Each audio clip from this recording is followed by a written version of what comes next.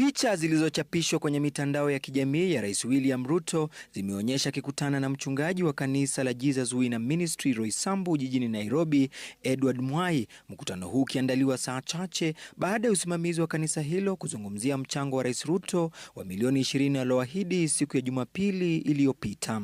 Alisema tengenezeni harambee. Kanisa likisema halijapokea mchango huo na iwapo pesa zitawasili hazitarejeshwa, kinyume na msukumo wa Kenya wengi.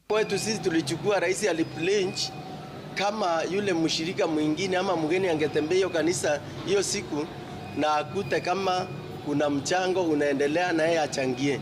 Kanisa hilo pia linakumbwa na utata wa ardhi kati yake na jeshi la KDF. Jaribio letu la kutaka kuona kipande hicho cha ardhi halikufua dafu, kwani tulizuiliwa na usimamizi wa kanisa hilo. Kanisa linadai kununua ardhi hiyo kutoka kwa kampuni ya maduka ya jumla ya Uchumi.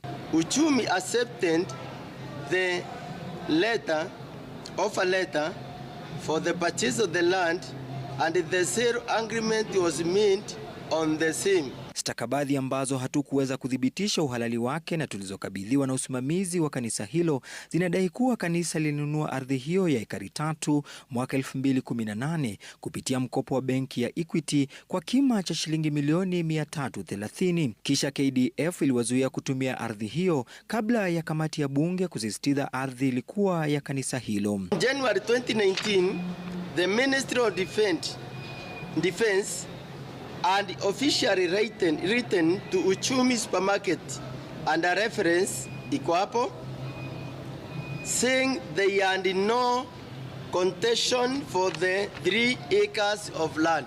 Stakabadhi nyingine inaonyesha kuwa mnamo mwaka 2019 mkurugenzi wa kampuni ya Uchumi aliandikia Wizara ya Ulinzi barua kutaka ukaguzi wa dhamani ya ardhi hiyo kufanywa. Stakabadhi nyingine ya mwaka jana inaonyesha barua iliyoandikwa na katibu wa Wizara ya Ulinzi Patrick Mariru akiitaka Wizara ya Ardhi kutoa suluhu ya kudumu kuhusu mzozo wa umiliki wa ardhi hiyo. Licha hayo yote, kufikia sasa haijulikani ni nani mmiliki halisi wa ardhi hiyo. Willy Lusige, Runinga ya Citizen, Nairobi.